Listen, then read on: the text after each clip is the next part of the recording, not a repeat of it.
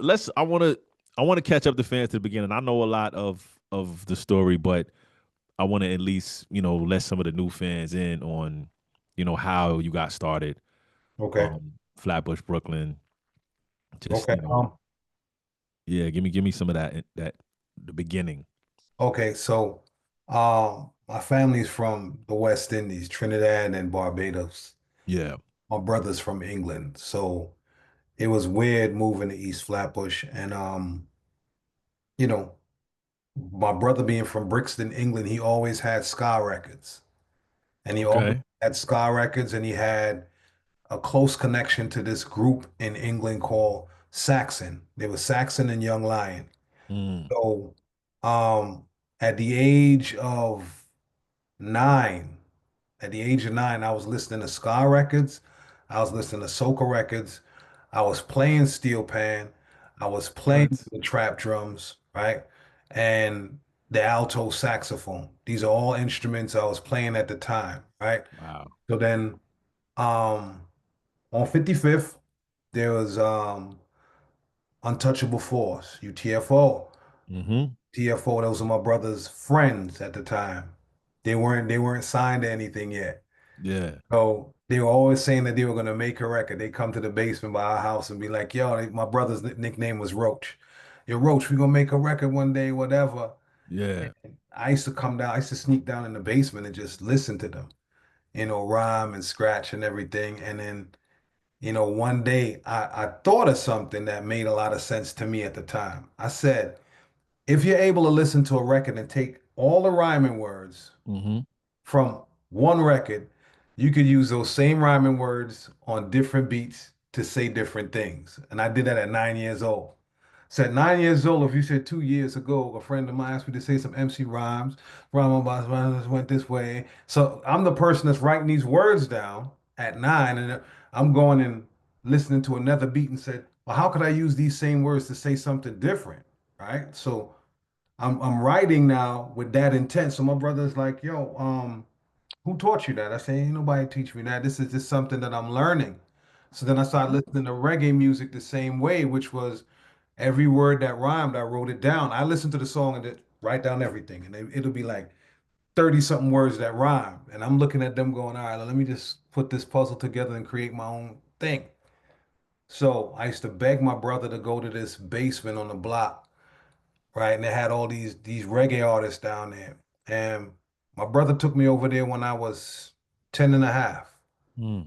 And I went down there and I roasted them. And it was just like, yo, your little brother, like, he's ahead of where he's supposed to be. You get what I'm saying? Like, what is he? Yeah. He's like, yo, he don't play sports or nothing.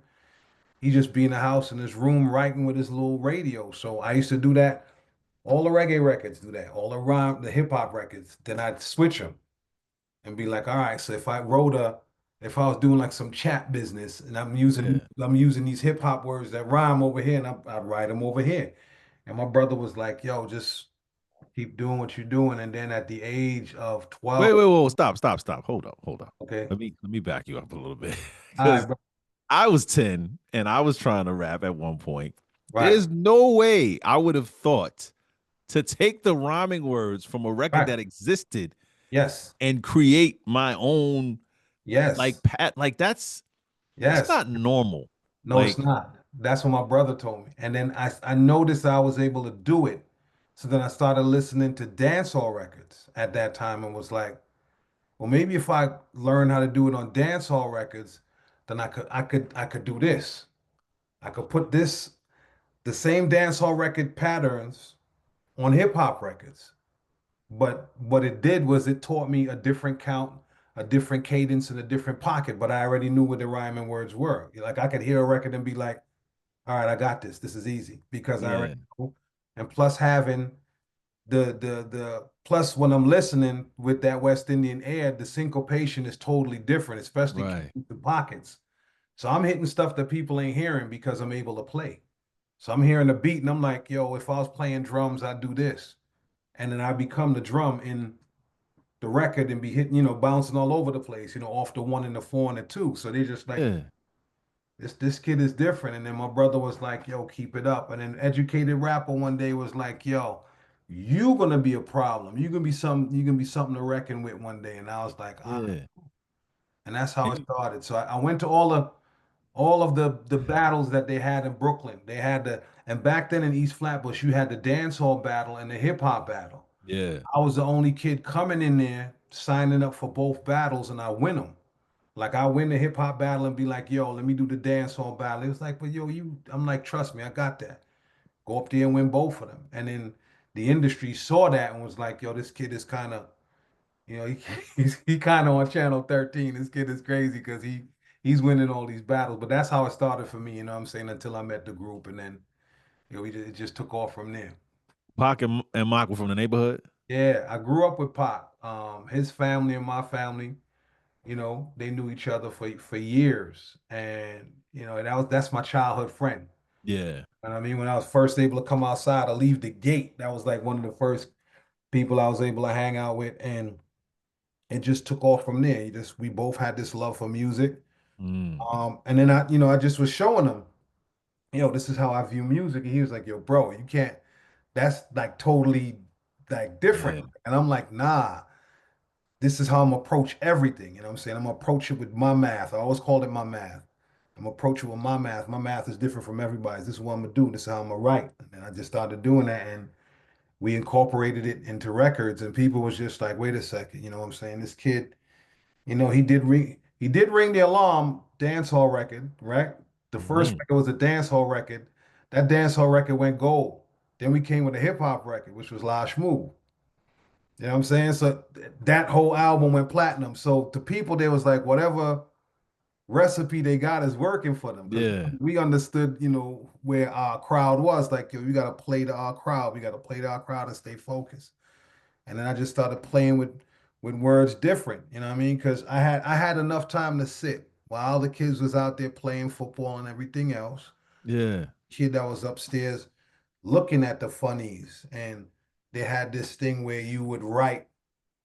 In order for you to understand what was written in the funnies, you'd have to hold it in front of a mirror Mm. and you'll be able to read it. So I started writing in the other direction and holding it up in front of the mirror, and I was able to write in that direction. So now and then on certain verses, I would read the verse in the opposite direction. On a song we did called Movie Scene on the first album, Yeah. you could actually play the Play it record in the backwards. opposite direction, and it would Yeah. be saying it in the proper direction. I So remember. I so remember. I read people are all of just those like, lyrics. yo, people is just like, yo, dude is somewhere else. But what it did was help to, help for people to pay attention, like, yo, they got something special right there. He's different. That kid is different right there. How'd y'all come up with the Fu-Schnicken just marketing group name, all of the things? Well, the Fu-Schnicken name came from Pak Fu. Pak Fu was like, yo, we got to come up with a name, and once we come up with a name, um, it got to be a name that everybody remember. Mm. I was just like, well, I trust you. And he was just like, we just, him and Mock went and they came back and it was like, yo, we gonna call ourselves the Fu-Schnickens. I was like, I don't know. But he was like, trust me, when people say the name, they never gonna forget it. And that's a name you're never gonna forget. So I was like, Yeah. cool. The martial arts thing came from, Saturday, watching the drive-in movie joints. And, Yep. my father put me in karate because I was born with respiratory problem. So I learned Mm. how to breathe different Great. from going Yeah. to karate. So I was like, fuck that. We gonna go to these events and these battles in some karate suits. And when they had the ciphers, I'd walk into the cipher with the hat on and some 40 below boots and the gi and be like, yo, who won it? And dudes used to be like, whatever. And I'm like, yeah, all right, cool. Throw on a beat. They throw on a beat and that'd be it. That'd be it. And I always say this, you could ask dude there, what's his name? From Boston. He had that record, I Gotta Have It. What's his name? LOG? Axe at OG. He remembers the story in DC, one of the biggest ciphers that they had. Yeah. I walked through with the blue Chinese gi with the bamboo hat and everything. Yeah. Walked through and I just stood there and was like, "Yo, what up?" And dudes was laughing. I was like, Mm. they said they rhyme. I was like, no. Like, yeah, you can have another one. Like, no.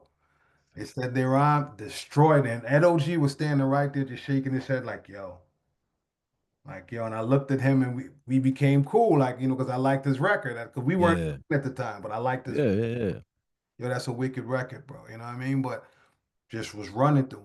Pause. But they knew at that time, you know what I'm saying? Like yeah. he say this kid is something different, you know what I mean? So So that y'all was signed to Jive, right?